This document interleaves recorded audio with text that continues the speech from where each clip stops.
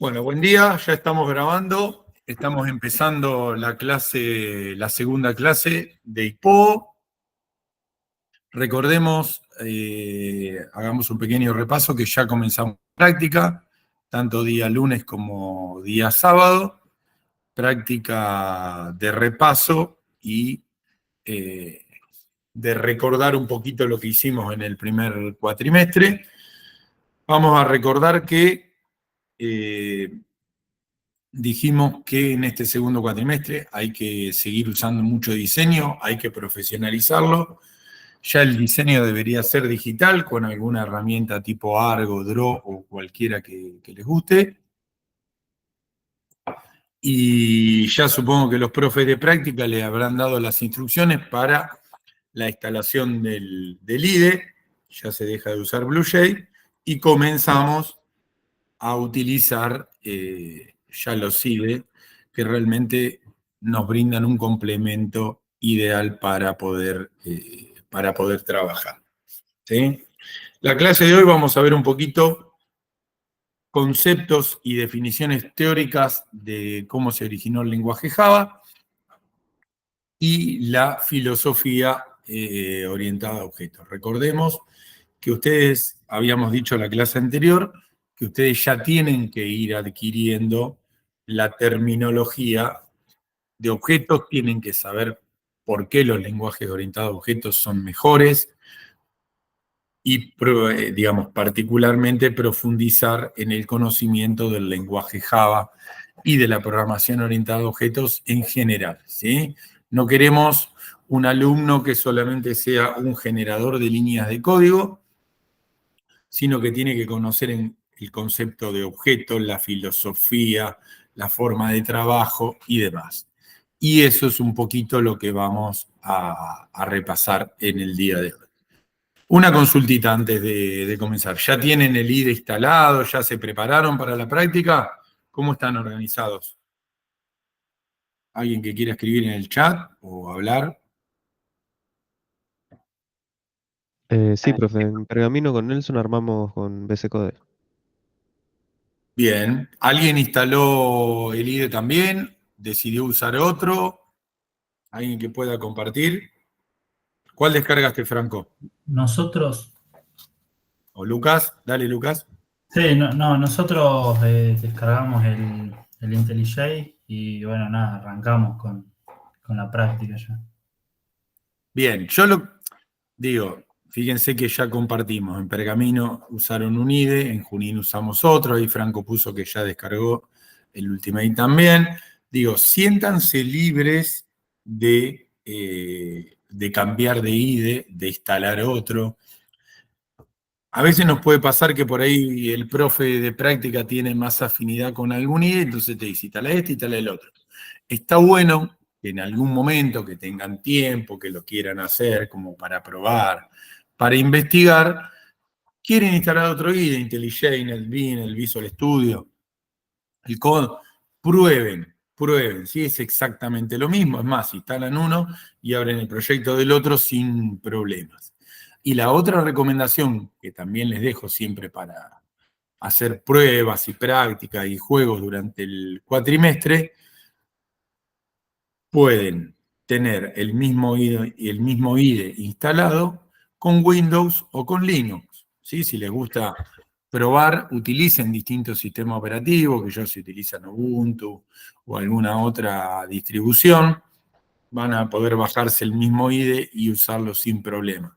Está bueno para que vayan adquiriendo esa dinámica. Es más, yo lo que haría es, podría hacer una práctica con un IDE, otra con otro, o un ejercicio con uno, un ejercicio con el otro IDE, y lo mismo cambiando de Windows a Linux para que vean que el código fuente es exactamente el mismo, ¿sí?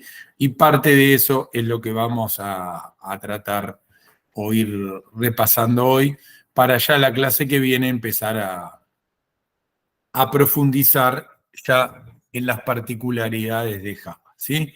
Siempre recuerden que sobre la filosofía y sobre la idea y la forma de pensar que me propone la programación orientada a objetos, nosotros decidimos hace unos cuantos años en la materia, en las 3 materias, utilizar Java, ¿sí?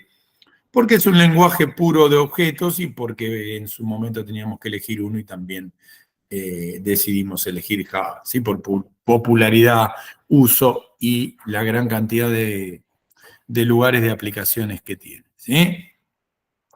Java habrán notado, tanto con BlueJ y ahora cuando cambian de IDE, que es un lenguaje puro de objetos, o hay objetos o no hay nada, y a veces llama la atención cuando charlamos y decimos, miren que su origen se remonta a la década del 90. Y podríamos ir más atrás y decir, además tengamos en cuenta que cuando se originó para competir con Microsoft en esa década del 90, tomó muchísima sintaxis de la vieja programación C y C++ de la década del 70 y del 80, ¿sí? Esos lenguajes de esas décadas tenían algo de objetos, pero como dice ahí el párrafo, un poquito más, más simple, ¿sí? Pero la sintaxis es la misma, así que si en alguna materia tipo sistema operativo o eso, ustedes ven C o C++, van a ver que la sintaxis, perdón, y un montón de uso de memoria y recursos y demás, es directamente basado o similar a lo que tenían esos lenguajes en esa época. Obviamente, cada versión nueva de Java va mejorando componentes, mejorando el uso del hardware y demás, pero le van a encontrar mucha similitud. Siempre esa similitud tengan en cuenta que está originada,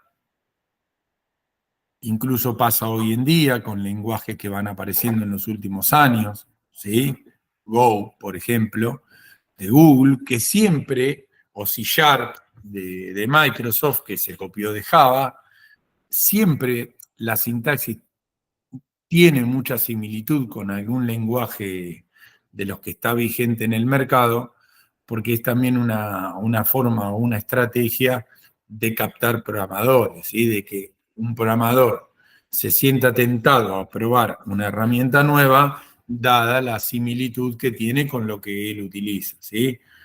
Eso traten de no contagiarse, de decir, se copian, un plagio, se aprovechan.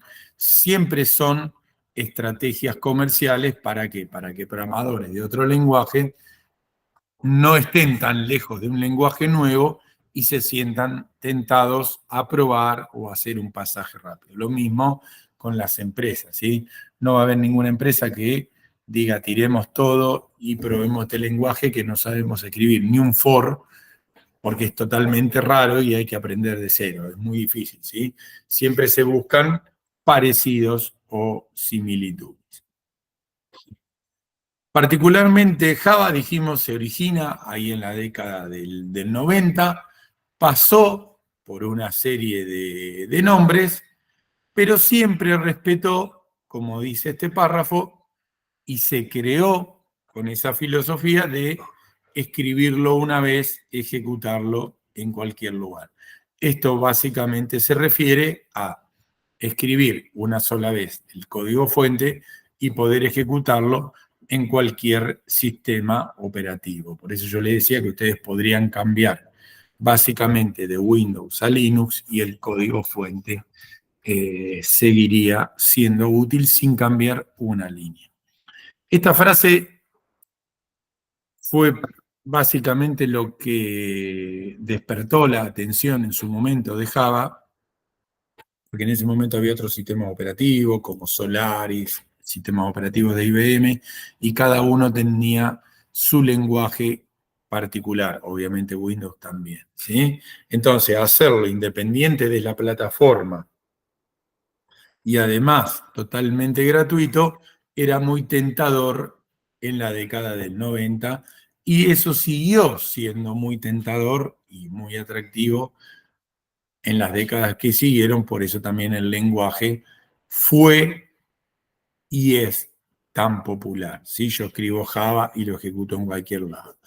Imagínense que a eso después se le sumó toda la programación móvil que Google desarrolla con Android y sobre la plataforma Android, que también utiliza el lenguaje Java y es compatible. Entonces, fíjense, ahí tienen un poco la gran explicación de por qué el éxito de Java de 3 o 4 décadas que hoy continúa vigente, porque se realiza una innumerable cantidad de aplicaciones en Java para Android, Java o lenguajes similares de objetos que están basados en Java. Entonces, fíjense cómo viene la historia, ¿sí? Siempre la premisa es, lo escribo una vez, lo ejecuto siempre. Acá tienen los principios o los pilares del lenguaje, que insisto, si ustedes comparan con otros lenguajes, no son similares, y ahí también un poquito el éxito. Nace basado en objetos, cuando en la década del 90 el movimiento de objetos era una especie de movimiento teórico que recién estaba incursionando en lo práctico, ¿sí? Así que por eso es puro de objetos. El punto 2, lo que charlamos recién, ejecución en cualquier sistema operativo. Vamos a ver que en realidad no es mágico, sino que hay una capa intermedia, ¿sí?, que hace esa traducción entre los distintos sistemas operativos. Soporte para trabajo en red, insisto, remóntense a la década del 90, donde ustedes no habían nacido, que en esa época tener una red se daba en muy pocas empresas, y ya tener un lenguaje que pensara en un trabajo en red, después a la larga terminó siendo un lenguaje muy preparado para Internet. Internet es una red, cuando otros lenguajes no estaban optimizados para nada, ¿sí? El punto 4 coincide exactamente con lo mismo. Ejecutar código en sistemas remotos viene a ser poner el código en un servidor y poder acceder desde terminales. Cuando habla de forma segura, habla de una comunicación encriptada, segura, que no sea capturable en el medio, ¿sí? Con la famosa teoría de man in the middle, el hombre en el medio, leyendo los datos y decodificándolos. Y además, el último punto, que es lo que charlábamos recién, fácil de usar, basado en un lenguaje súper exitoso de 2 décadas, que era toda la línea de C. Entonces, fíjense que cuando esto asoma la cabeza en la década del 90, tenía puntos muy llamativos y otros puntos muy futuristas que en el momento uno no entendía o no pudo poder apreciar, como el trabajo en red y el trabajo y toda esa seguridad que después redundó que cuando Internet se hizo masivo para los hogares, este era el lenguaje ideal. Es importante conocer un poquito la historia para que ustedes hoy en día entiendan cómo esos lenguajes evolucionaron con el correr del tiempo a medida que la tecnología fue evolucionando. En la década del 90, por ejemplo, para que se ubiquen, muy pocas personas, si quieren nos ponemos en el medio, año 95, muy pocas personas tenían computadora en la casa, era algo muy caro, casi nadie, por no decir nadie, tenía internet en su hogar.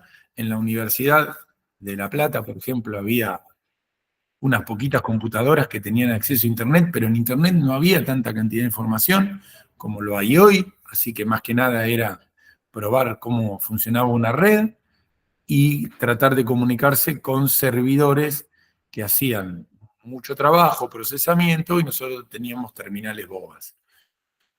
Así que imagínense lo que era en esa época largar un lenguaje con esta tecnología, que obviamente no es lo que es hoy, sino que fue avanzando durante más de 30 años, ¿sí? Java se divide en 2 partes. La primera es la plataforma, que como dice ahí, combina hardware y software, que permite la ejecución de la aplicación. Ahora lo vamos a ver en profundidad, pero la plataforma básicamente está entre el hardware y mi código fuente, ¿sí? Ahí comunicando al hardware con el sistema operativo con mi código fuente. Hace una especie de procesamiento que es la que permite que yo corra y ejecute en cualquier sistema operativo. Y bueno, y la otra parte de Java, obviamente, es el lenguaje propiamente dicho. Ya ustedes se tienen que hacer la idea de dos cosas divididas, ¿sí? El lenguaje o el código fuente, que es lo que yo escribo, y esta plataforma que va a tomar intervención o va a actuar cuando yo ponga compilar o ejecutar, se empiece a generar ese lenguaje compilado que va a correr en cualquier sistema operativo, ¿sí? La plataforma de desarrollo, podríamos llamarle, es la que incluye un compilador y un intérprete de código muy directamente relacionado con el entorno donde se va a ejecutar, o sea, sobre qué sistema operativo lo voy a ejecutar, ¿sí? Fíjense que entonces yo ya me voy haciendo la idea que tengo un lenguaje, una plataforma que interactúa con ese sistema operativo. Algo vamos a tener ahí en el medio, ¿sí? Cuando ustedes instalaron el IDE, por ahí les preguntó, por ahí no, hay un conjunto de herramientas básicas que se llaman el JDK de Java, o Development Kit, como dice ahí, que trae un montón de aplicaciones, es un paquetito que me permite ejecutar Java, ¿sí? También se lo denomina, como dice ahí, Java Standard Edition, ¿sí? Que contiene un compilador, un intérprete, un empaquetador de clase ahí, como dice, de los archivos compilados y demás.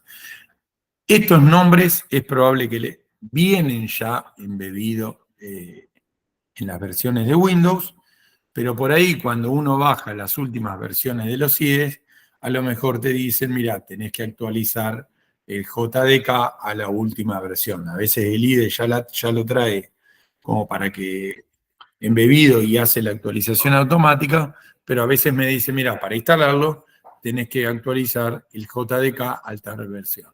Van a Google, buscan la versión, lo descargan, lo instalan y problema solucionado. Pero esta terminología por ahí te aparece en la instalación. Vienen embebidos en Windows, pero por ahí tenemos un Windows viejo, un Windows trucho y demás, que tiene desactivadas las actualizaciones, entonces no se va bajando este conjunto de librerías, ¿sí? Java mantiene una compatibilidad muy prolija con cada versión de JDK, por lo tanto uno en la máquina puede tener instalado un montón de versiones del JDK para trabajar con distintas librerías. No se pisan, cada vez que uno instala una nueva, no se desparraman en la máquina, están muy prolijitos, organizados cada uno en una carpeta, por eso que no se van superponiendo. Por eso les digo que la compatibilidad con versiones viejas es muy cuidada en Java. ¿Para qué? Para que piensen en un lenguaje de tantos años, hay tantas versiones dando vueltas y tantos desarrollos realizados en distintas versiones de JDK, que si cada vez que yo instalo una nueva me pisara, como a veces hace Windows, los DLL me pisara los archivos, tendría un problemón.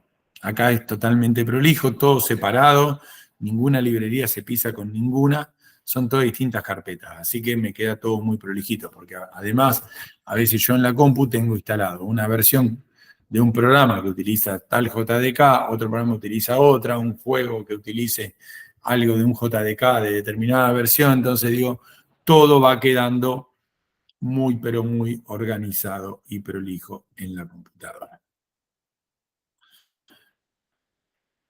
La plataforma de ejecución me permite el lanzamiento de mi código. ¿Sí? Fíjense el segundo párrafo, el código, el programa Java es totalmente independiente del sistema operativo y de la máquina o del servidor donde está instalado. ¿Sí? Esto se debe a que yo tengo la capa del programa y en el medio, para comunicarme con el sistema operativo y el hardware, o la computadora, o el servidor, como le quieran llamar, aparece este nombre que a partir de ahora en adelante va a ser súper amigo, que es la JVM, ¿sí? La Virtual Machine de Java es esa capa de software que se encuentra sobre el sistema operativo, dándole el entorno de ejecución a mi código fuente, ¿sí? Esa JVM es la que permite que el código fuente se ejecute sobre cualquier versión de sistema operativo. Puede ser Windows y cualquier distribución de Linux o cualquier versión de Windows, Windows 11, Windows 10 y versiones más viejas que ya no tienen soporte. Hay una JVM para cada sistema operativo disponible, ¿sí? Y la JVM, o Java Virtual Machine, acuérdense de esa capa de software que está sobre el sistema operativo, es la que permite que el código fuente se ejecute, ¿sí? Por eso se llama que se dice que la JVM forma parte de ese entorno o ese motor de ejecución de Java, ¿sí? La plataforma completa se denomina JRE porque incluye manejo de memoria y un montón de cosas más, ¿sí? Esto es importante, no van a tener que hacer nada más que algún clic, pero es importante porque a veces te dice que tenés que actualizar la versión de JVM, por ahí el IDE te lo dice, entonces vos tenés que ir a repetir el procedimiento. Vas al Google, buscas y bajás la versión. La JVM ya viene embebida desde hace muchos años en todos los sistemas operativos, ya sean Windows o Linux, ya se encuentra disponible el paquete para descargar y las versiones, los sistemas operativos ya traen embebida un montón de versiones de JVM cuando uno los instala. Piensen en un lenguaje de tantos años, con tantas aplicaciones, ya lo traen embebido. Pero muchas veces cuando instalo un IDE o quiero correr una aplicación de tercero, por ahí te dice, mirá, la versión que tenés vieja, tenés que actualizar la JRE a tal versión. La buscás en Google, cuando la buscás, automáticamente la página ya detecta tu sistema operativo, te trae la última versión para Windows, por ejemplo, y te lo descarga, ¿sí? Y bueno, si están en Linux con un apt-get, automáticamente ya sabe en qué distribución estás y te trae las versiones para instalar. Sí, si alguno no lo hizo nunca, le genera dudas, son paquetitos de software que se van instalando y están corriendo en mi sistema operativo. El Visual Studio Code, cuando yo le pongo compilar, o IntelliJ, cuando le pongo compilar a la aplicación, utilizan la JVM para saber en qué sistema operativo estoy y demás, y con eso generan el archivo compilado de Java que terminan luego disparando para que yo pruebe, ¿sí? Cada vez que yo le doy a ejecutar, compila y ejecuta al mismo tiempo. Y utiliza esta JVM de forma natural, transparente, y yo ni me entero que en realidad está preguntando, che, ¿qué versión del sistema operativo tenés? Porque de esa forma sabe con qué Virtual Machine interactúa y sabe con qué librerías de sistema operativo interactúa. No es lo mismo que yo haga una ventanita gráfica y esté corriendo sobre Windows 10 o Windows 11 o sobre Windows o alguna distribución de Linux que hay tanta cantidad. Yo nombro Ubuntu porque es la que todos usamos por defecto, ¿sí? Entonces, esa sigla JVM está incluida en la JRE o Java Runtime Environment o entorno de ejecución de Java, ¿sí? Que tiene la JVM, que es lo que a mí me importa, pero además incluye las APIs de Java, que son componentes que me dan funcionalidad a mi aplicación. insisto, de forma transparente. Nosotros ni nos enteramos que todo esto está pasando por atrás, ¿sí? Pero todo eso viene en ese paquete que ya está preinstalado. Y empecemos a tener en cuenta que los archivos .class son los archivos compilados de Java. Entonces, ¿por qué la JRE incluye archivos .class? Porque como yo lo bajé específicamente para una versión del sistema operativo, ya traen las APIs gráficas para dibujar, por ejemplo, una ventanita, para el manejo de vectores, de colecciones. Esa API ya está agrupada y está organizada dentro de mi JRE, que está directamente relacionada con el sistema operativo. Yo no me entero de nada de todo esto, pero es muy importante que ustedes sepan que cuando yo doy compilar y ejecutar, se está produciendo todo esto para abajo. Por ejemplo, para que ustedes entiendan que a veces yo diseño una ventana con ciertas características, una window, ¿no? Sobre un sistema operativo y después cambio al otro y por ahí el combo no se ve igual. Los bordes de la ventana no se ven igual. O en uno la X está del lado derecho y en el otro sistema operativo la X está del lado izquierdo. Ahí porque simplemente se produce una comunicación con las APIs propias del sistema operativo y el sistema operativo dice, listo, ¿querés que te dibuje una ventana? Yo te la dibujo como el sistema operativo sabe hacerlo, ¿sí? Te tiró la cruz al otro lado, en Linux, ¿sí? Digo, no es algo que ustedes van a decidir ni que puedan cambiar y obviamente no tienen que preocuparse por ese problema. Pero fíjense cómo los creadores de Java lograron llevar a cabo ese concepto de decir, vos programá que yo corro en cualquier sistema operativo. Bueno, no es gratis ese vos programá que corre. Java, la empresa, los creadores, la gente que lo mantiene día a día, desarrolla ese conjunto de librerías y esa JVM para cada versión de sistema operativo que hay. Con el tiempo, los mismos creadores de los sistemas operativos van accediendo a ese código, que es todo código libre, y ellos mismos van actualizando la versión de Java. ¿Qué quiero decir? Windows 11 ya directamente no espera que Java cree la máquina virtual para que ellos corran.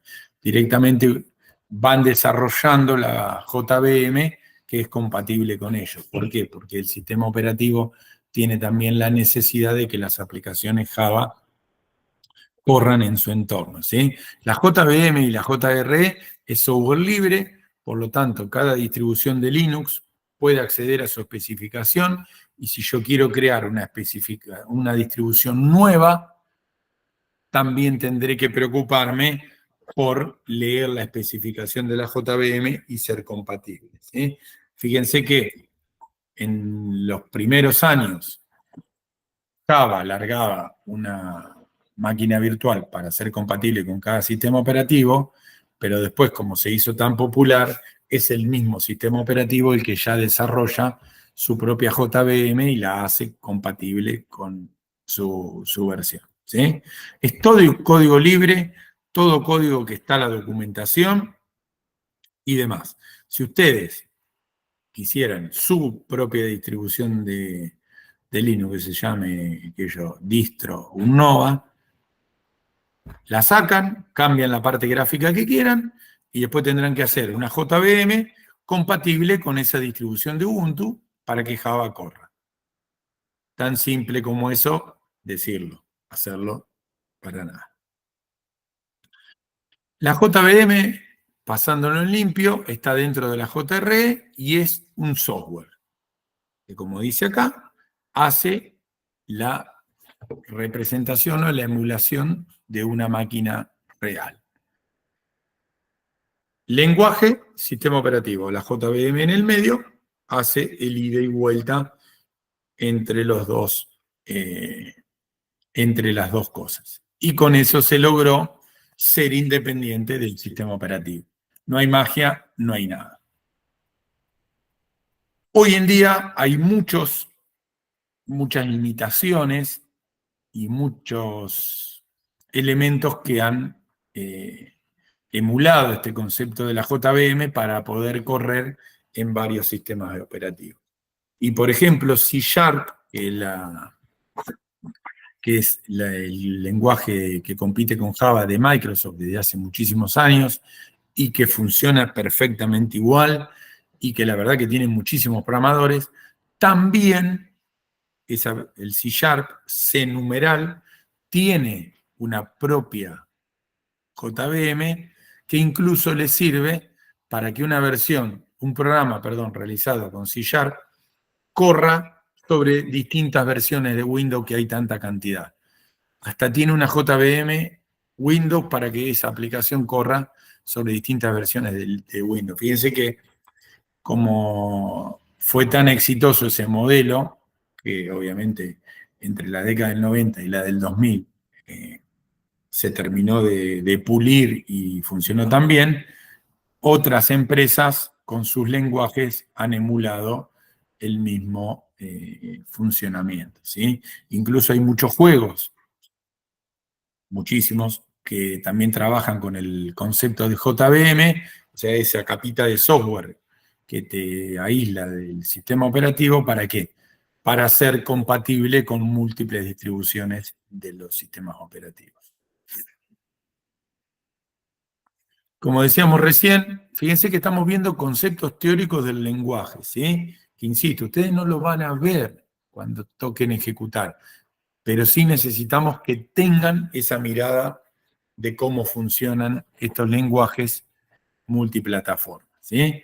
La JVM es única para cada versión de sistema operativo. Simplemente vos tenés que dejar que el IDE o algún juego que quieren instalar o algún programa que ya compren, te guían. Te va a decir, mirá, necesito el JDK versión tanto, necesito la JRE versión tanto. Y a veces hasta te dicen, ¿querés descargarla? La descargas, instalás y seguís, ¿sí? Pero sepan que es única por cada versión de sistema operativo y demás.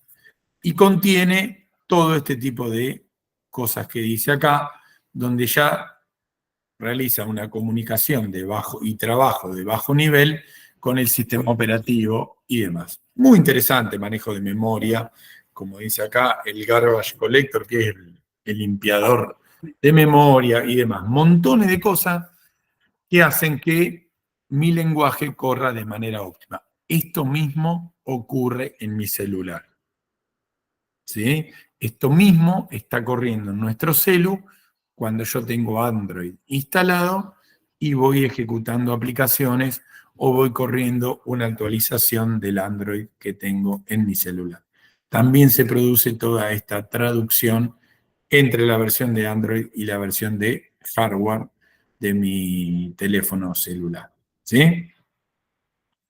Por lo tanto, gracias a toda esa tecnología, podemos hacer que se cumpla la premisa de escribirlo y correrlo donde quiera, incluyendo dispositivos móviles, tablets, celulares y demás, ¿sí? La JVM fue la encargada de hacer posible esa premisa con la cual el lenguaje se originó.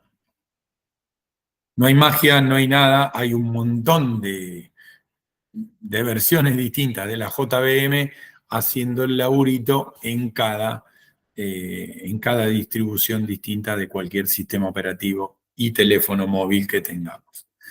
Sí, hay mucha gente trabajando acá. Cuando yo compilo el archivo, el código fuente, es .java.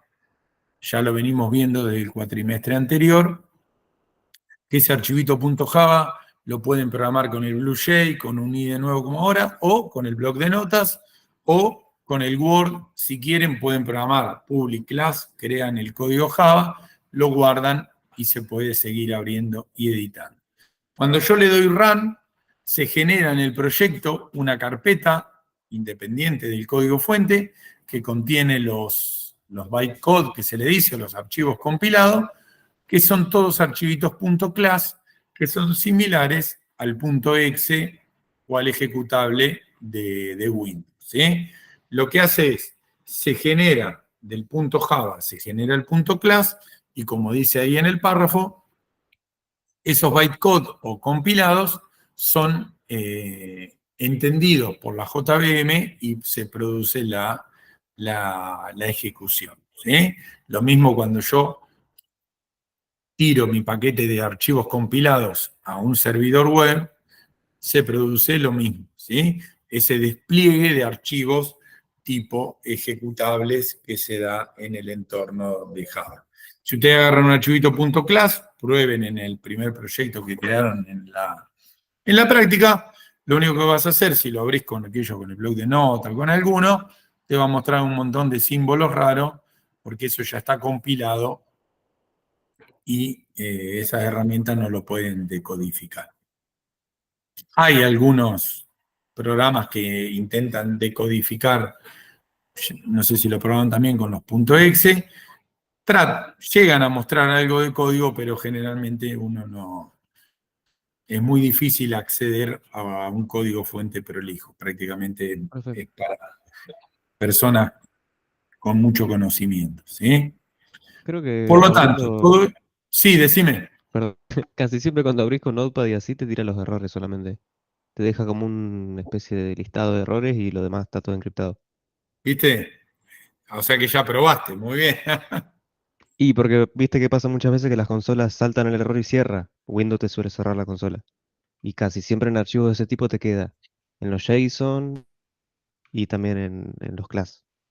Sí, y cuando uno, también, ya que Alejandro ahí aportó, también ténganlo en cuenta, hay veces que con cualquiera de los IDE, a veces yo voy ejecutando, cambio, ejecuto, y hay veces que llega un momento que, por ahí cuando estuve 2 o 3 horas, que se ve que lo que va haciendo el IDE va pisando siempre los .class, a veces llega un momento que aplico cambios en el código y no veo reflejado cuando ejecuto la aplicación. A veces es necesario ir a la carpeta del proyecto y la carpetita que tiene los .class, que está separada del código fuente, a veces la eliminan entera. La eliminan, total no se pierde nada, y vuelven al IDE y le vuelven a dar ejecutar para que genere toda la compilación de cero y limpie un poco toda esa basura que me impide ver los cambios, ¿sí?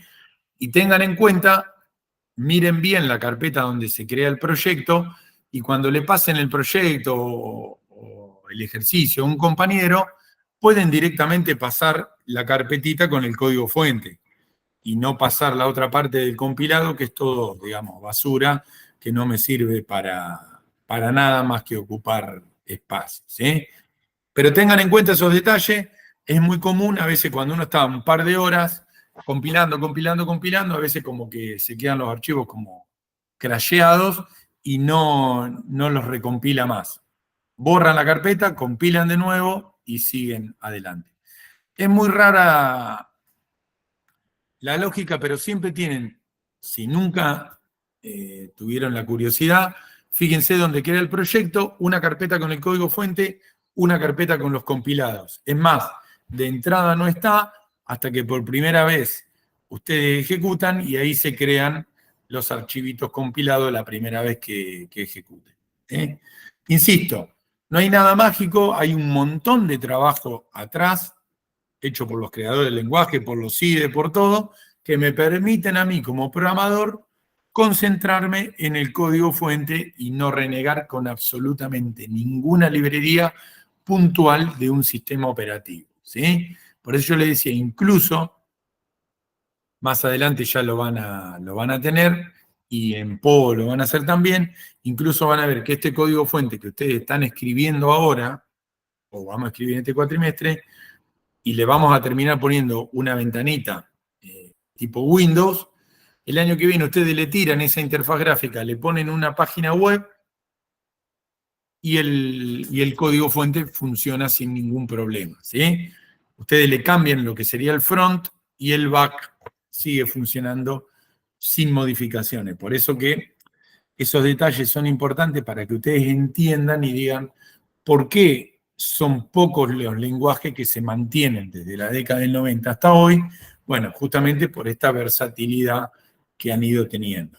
Habrá salido de casualidad y un montón de cosas más, y también tuvieron la suerte que ahí entre el 2008 y 2010, Android, cuando empieza a tener su mayor explosión, estaba basado también en la lógica de Java y demás, y bueno, por un montón de circunstancias se mantienen en el tiempo. Por eso que siempre decimos, la filosofía de objetos es fundamental, y ya que lo aplicamos con Java, también tienen una gran posibilidad de aplicación. Están muy cerquita de hacer algo móvil para Android, muy cerquita de hacer una página web, entonces las posibilidades de jugar y aprender son muy grandes, ¿sí? Acuérdense que el segundo el segundo punto de Java es importante porque cada cambio que yo hago en mi código fuente necesito recompilar. Esto quiere decir, por ejemplo, que si yo tengo una aplicación web y ejecuto un cambio, necesito subir ese archivo compilado al servidor.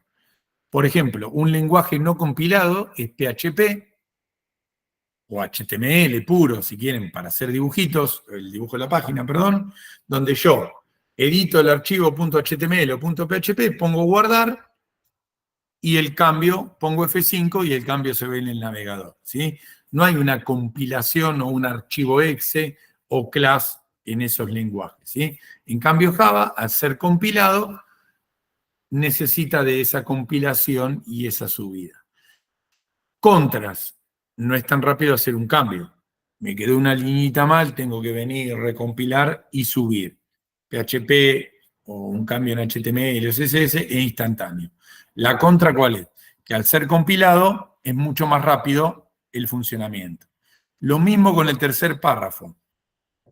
Es un lenguaje fuertemente tipado. Quiere decir, no admite que uses tipo de datos genéricos, no te admite que en una variable guardes un número y después guardes una letra y después guardes una fecha. Hay un montón de lenguajes que sí, donde el tipo de datos va cambiando de acuerdo al valor que le pongo a la variable, pero eso también hace que el lenguaje sea más rápido. Si la variable es integer, pones un integer o no pones nada. Y este tipo de cosas hizo, entre otras, que el lenguaje pudiera arrancar en la década del 90 y más que nada en la década del 2000, donde los recursos de hardware y de memoria RAM y de procesador eran muy escasos, ¿sí? Entonces piensen que como este era un lenguaje muy restrictivo a la hora de programar, luego era un lenguaje muy rápido en el momento de la ejecución. Por eso también se impuso en su momento en los dispositivos móviles, ¿sí? ¿Por qué? Porque no tenían casi memoria. Y bueno, con estas características permitía una correcta ejecución, una ejecución más rápida, ¿sí? Bueno, acá todo lo que tenemos en cualquier lenguaje y muy ampliable a través de APIs, que eso es mucho, el conjunto de APIs, por ejemplo, se ve mucho en Android, donde tenés una API para manejar la cámara, una API para interactuar con el mapa, y así con cada sensor o con cada elemento de hardware del celular, vamos encontrando APIs que sean compatibles, ¿sí? Y se va produciendo ese uso. Cuando hablamos de API, que insisto, se ven muchísimo en Android, pero también se ven en las librerías gráficas de Windows o de Linux o de Ubuntu para interactuar, entiendan una API como un conjunto de funciones y procedimientos o de métodos que yo tengo disponibles para utilizar, ¿sí? Una API no es más que una clase con un montón de métodos que yo llamo, nada más que está compilado para que yo utilice. Por ejemplo, quiero interactuar con una impresora o con un escáner o con un plotter, me bajo la API del fabricante para Java, la incluyo en mi proyecto y ya me puedo, a través de los métodos que me da, comunicarme, qué sé yo, mandar a imprimir, mandar a escanear y ese tipo de cosas, ¿sí? Java, como otros lenguajes, es muy dinámico. Entonces, para comunicarme con un montón de componentes, con sistema operativo o con las partes del celular en Android, todo se maneja por API, con métodos. Es como si usaran objetos con métodos, ¿sí? Las extensiones son múltiples porque cada sistema operativo maneja sus propias extensiones, ¿sí? Pero eso es lo que le da muchísima potencia, la interacción con todo eso. Y pasa después lo mismo, como el lenguaje se hace tan popular, cada fabricante o cada generador de un componente nuevo en hardware, automáticamente ya genera las librerías compatibles con Java para que cualquier programa Java se comunique con ese componente o con esa impresora y demás. Piensen que hay una estrategia, como dije al principio, de marketing, donde si yo largo una impresora fiscal, como había hace tiempo para las facturas, si yo no largo la API compatible con Java y otra empresa tiene su impresora que sí lo tiene, los programadores Java, ¿qué van a hacer? Van a elegir a la otra impresora simplemente porque ya trae la API hecha y no tienen que programar esa parte. Es así de simple y así es el mercado, ¿sí? Así que bueno, las API de Java me dan la posibilidad de hacer de todo. Fíjense, acá tienen algunos ejemplos. Nosotros vamos a interactuar o podríamos interactuar con Java LAN, Java IO para entrada-salida, Java útil, ese import que ustedes ponen, que Java útil y tiene ahí 1.000.000 de funcionalidades, lo que hace es me carga en memoria este conjunto de librerías y de funcionalidades para que yo pueda utilizar. Bueno, la clase que viene nos vamos a enfocar ya en la parte específica de constructores y demás para ver el manejo de memoria, la optimización y demás. Ya a partir de la clase que viene hicimos la introducción al lenguaje, empezamos a meternos en la parte específica de código, donde vamos más o menos trabajando en paralelo con la práctica. Todo lo que charlamos hoy es todo concepto general y es importante que lo sepan, porque ustedes pueden llegar a tener una entrevista o una charla y decir, che, ¿por qué Java? ¿Por qué un lenguaje orientado a objetos? ¿Por qué elegís esto? ¿Por qué usas Java y no PHP? ¿Qué ventaja te da? ¿Qué contra te da? Y demás, ¿sí? Todo forma parte de la formación que ustedes tienen que adquirir en cuanto a su concepto general de programador y diseñador. No dejen, por más que no mencionemos en muchísimas clases el UML, no dejen de tener en cuenta que sin UML no hay código. Y en el examen, el UML va pegado al código. Programan lo que diseñan, ¿sí? Así que mejoren o mantengan la calidad del diseño UML porque es fundamental y va a estar sumamente incluido en el parcial. Y por ahí si la práctica no les pide el UML, sepan que siempre el UML está ahí, aunque no lo pidamos para ser desarrollado. Y ya pásense a todo lo que sea digital, ¿sí? Traten de dejar de hacer el UML en papel para usarlo con estas herramientas digitales que a veces la misma herramienta te emprolija o te hace acomodar un poquito este tipo de cosas. Así que bueno, no vimos mucho práctico hoy, sino que será el jueves que viene. Si alguno no se pudo conectar, que hoy se conectaron menos, en un ratito ya cuando se genera la clase grabada, se la subo a la plataforma. No falten a las prácticas o no se atrasen con las prácticas. ¿Alguien quiere preguntar algo o cerramos? No tenemos mucha práctica todavía, así que estamos recién en la segunda clase. Recomendación. En septiembre hay finales. Traten de ir rindiendo IO, gracias Santi ahí en el chat, traten de ir preparando el final de IO, el que todavía no lo tiene, así lo van pudiendo avanzar con los finales y no se les amontona. Bueno, gente, nos vemos la semana que viene. Que anden bien, en un ratito les subo la clase. Chao, hasta luego. Nos vemos, hasta Chao, nos luego. vemos. Chao chicos, chao.